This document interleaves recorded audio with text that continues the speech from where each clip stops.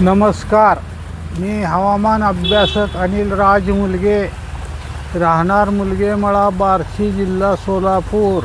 दिनांक 29 मार्च. आज पूर्व विदर्भ सोडून राज्यात इतर भागात हवामान ढगाळ व सूर्यप्रकाश असे राहील.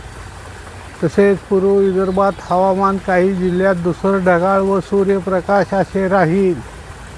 तसेच आज नाशिक जिल्ह्यात, मुंबई उपनगरात, पुणे, अहिल्यानगर, बीड, धाराशिव, लातूर, सोलापूर, सांगली, कोल्हापूर, बेळगाव, कोकणात, सातारा, संभाजीनगर, तसेच बुलढाणा जिल्ह्याचा दक्षिण भाग, तसेच जालना या दिलेल्या जिल्ह्यात किंवा दिलेल्या भागात काही ठिकाणी स्थानिक वातावरण तयार झाले तर त्या भागापुरता वादळी वाऱ्यासह ढगाच्या गडगडाटासह हलका ते मध्यम पावसाची शक्यता राहील.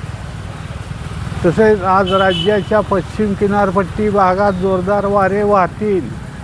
तसेच आज सोलापूर, पूर्व मराठवाडा विभाग, तसेच अकोला, अमरावती व पूर्व विदर्भात तापमान जास्त राहील. तसेच उद्या 30 मार्चपासून राज्याच्या खान्देश विभागाकडून राज्यात भाग बदलत पुढील 7 ते 8 दिवस रात्रीच्या व दिवसाच्या तापमानात बरीच घट होत राहील. तसेच मित्रांनो, मी फार पूर्वीपासून आपणाला 2 ते 3 वेळा अंदाजातून माहिती दिली असून सदर एप्रिल महिन्यापासून समुद्रातील पाण्याच्या तापमानात वाढ होईल असे सांगितले असून त्यामुळे आता बंगालच्या उपसागरात व अरबी समुद्रात हळूहळू काही घडामोडी दिसू लागतील. त्यातील एक भाग म्हणून दिनांक 12 किंवा 13 एप्रिल दरम्यान बंगालच्या उपसागरात एक कमी दाबाचे क्षेत्र बनण्याची शक्यता असून दिनांक 15 किंवा 16 एप्रिल रोजी त्याचे डीप डिप्रेशन बनण्याची शक्यता असून सदर हे डिप्रेशन पश्चिम उत्तर दिशेत सरकत ते बांगलादेशकडे जाण्याची शक्यता असून सदर याच्या प्रभावामुळे दिनांक 15 ते 20 एप्रिल या काळाच्या दरम्यान वादळी वाऱ्यासह ढगाच्या गडगडाटासह राज्यात भाग बदलत काही विभागात पावसाची शक्यता राहील. सदर दिलेल्या तारखेत एखादा दिवस पुढे मागे होईल.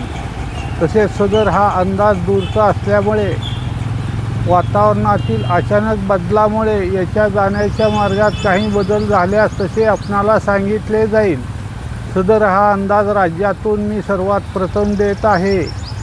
तसेच उद्या दिनांक 30 मार्च रोजी खान्देशमध्ये, नाशिक, मुंबई व उपनगरात, तसेच पुणे, कोकणात, तसेच सातारा, कोल्हापूर, सांगली, सोलापूर, तसेच मराठवाडा, तसेच विदर्भातील काही जिल्ह्यात, अहिल्यानगर येथे वादळी वाऱ्यासह विजासह ढगाच्या गडगडाटासह पावसाची शक्यता राहील. तसेच ज्या मित्रांनी आजपर्यंत माझ्या व्हिडिओला यूट्यूबवर लाईक केले, सबस्क्राईब केले व व्हिडिओ शेअर केला अशा सर्वांचे मनापासून आभार. तसेच फेसबुकवरती माझ्या व्हिडिओला ज्यांनी आजपर्यंत लाईक केले त्या सर्वांचे मनापासून आभार. सदर माझा हा व्हिडिओ आवडल्यास त्यास लाईक करा, सबस्क्राईब करा व शेअर करा. धन्यवाद.